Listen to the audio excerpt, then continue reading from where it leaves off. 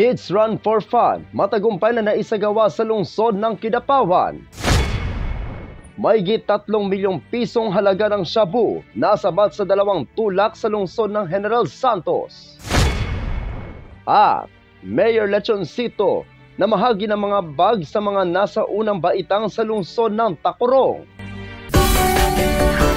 Yan ang ulo ng mga balita sa Socksurgeon Headliners.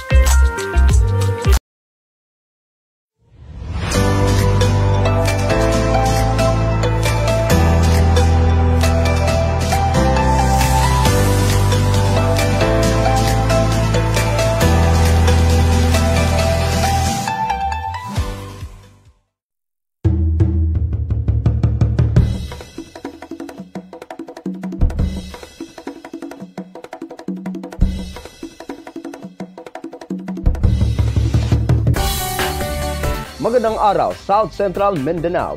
Narito na ang mga pangunahing balita sa Socksurgeon Headliners ngayong Nobyembre 9, taon 2024. Kids Run for Fun, matagumpay na naisagawa sa lungsod ng Kidapawan. Narito ang ulat. Noon pa man ay malaki na ang suportang ibinibigay ng lokal na pamahalaan ng Kidapawan sa sektor ng mga kabataan sa lungsod, lalo pa at sa kanila nakasalalay ang mas magandang hinaharap. Kaya naman bilang pakikiisa ng LGU Kidapawan, City Social Welfare and Development at City Sports Office ay isinagawa ngayong araw, ika-9 ng Nobyembre taong kasalukuyan, ang Kids Run for Fun. Tinatayang nasa mahigit 1,000 adults na may bilang 665 at bata na may bilang na 430 ang nakiisa sa aktibidad, mula sa Zumba hanggang sa kanilang pagtakbo.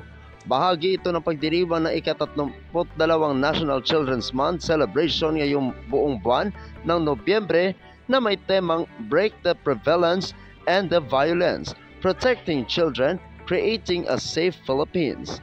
Pinangunahan naman ni City Mayor Attorney Jose Paulo Evangelista ang panatang makabata na naglalaman ng mga karapatan ng bawat kabataan, gayon din ang pagprotekta sa kanilang laban sa anumang magdudulot ng kasamaan at kapahamakan. Tumanggap ng mga papremyo ang mga nangunang runners na top 30. Mula sa 2 nabanggit na kategorya, kasama na rito ang mga representante mula sa University of Southern Mindanao, Persons with Disabilities, Senior Citizens Associations, Child Development Workers, Solo Parents Group at marami pang iba. Buong pusong nakiisa sa programa sina City Councilor Mike Ablang, City Social Welfare and Development Officer Daisy Gaviola, Acting City Administrator Janice Garcia at City Health Officer Dr. Joy Encienzo. Iba pang kawani ng lokal na pamahalaan at program advocates. Inaanyayahan din ang lahat na magsuot ng kulay asul na damit tuwing araw ng Biyernes upang maipakita ang pagsuporta sa kampanya na maitigil na ang pang-aabuso sa kabataan. Isinagawa rin ang seremonya ng paglalagda sa Pledge of Commitment na ang pangunahing adhikain na ang lungsod ay gawing city free from violence against children ang Kidapawan, na una nang nilagdaan ng alkalde. Ako ang inyong kaibigang Apolinario Valencia para sa Socksurgeon Headliners.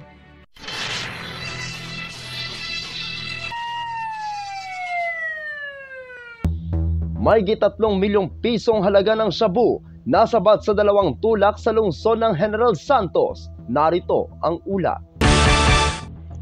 Aabot sa higit 3 milyong pisong halaga ng shabu ang nasamsam ng mga tauhan ng Regional Police Drug Enforcement Unit o RPDU 12 at Jensen PNP sa kanilang inilatag na anti-illegal drug operation na nagresulta sa pagkakadakip sa isang high-value individuals, kabilang ang isang manikurista sa Purok Silway Fatima, Barangay de Jangas West, lungsod ng General Santos, nito lamang madaling araw ng ika-9 ng Nobyembre taong kasalukuyan. Kinilala ni Police Brigadier General James E. Gulmatico, Officer in Charge ng Police Regional Office 12, ang mga arestong suspect na sina alias Dodong, 46 na taong gulang at si alias Rose, 19 na taong gulang, manikurista, itinuturing na street-level individual na kapwa naninirahan sa Barangay Dajangas West, lungsod ng General Santos.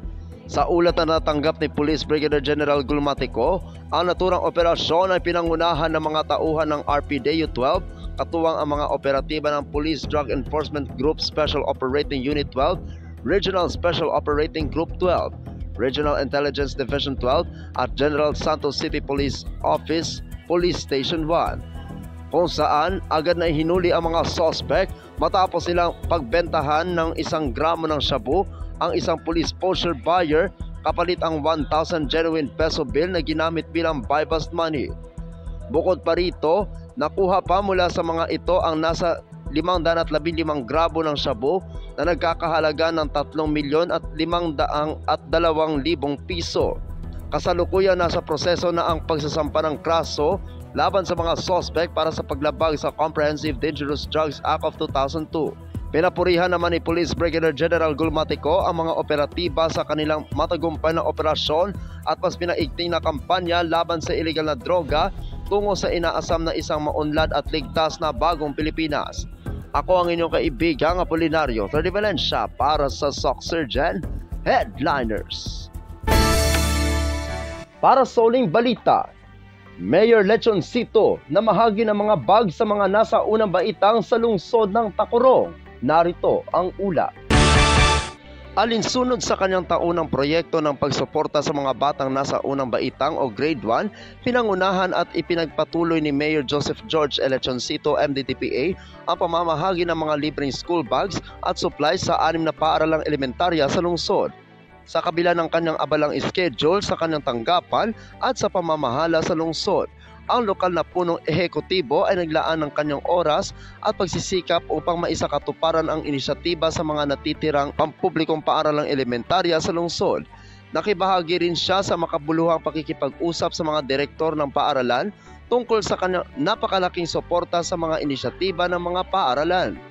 May kabuuang 684 na bag ang naipamahagi sa kanyang pagbisita sa mga paaralan sa Victorina P. Dasmariñas Elementary School, San Rafael Elementary School, San Antonio Elementary School, New Isabela Elementary School, Abang Suiso Elementary School at Tacurong Pilot Elementary School, ayon sa pagkakabanggit.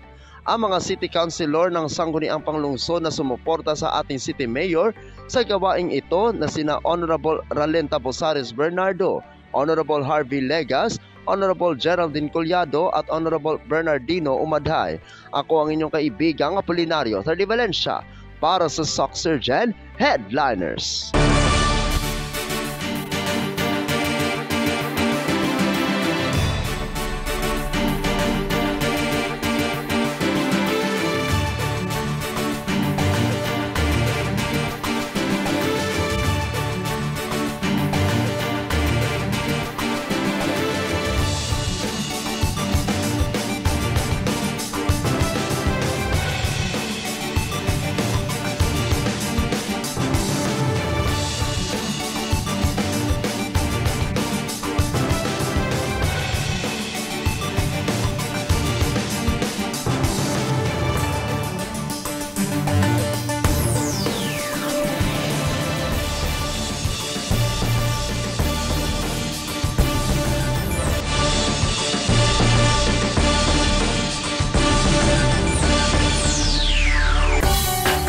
At yan ang kabuuan mga balita sa araw na ito.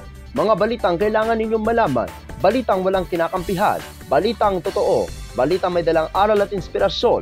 Ito ang SOC Surgeon Headliners. Hanggang sa Lunes, happy weekend! Maraming salamat at magandang araw, kaibigan!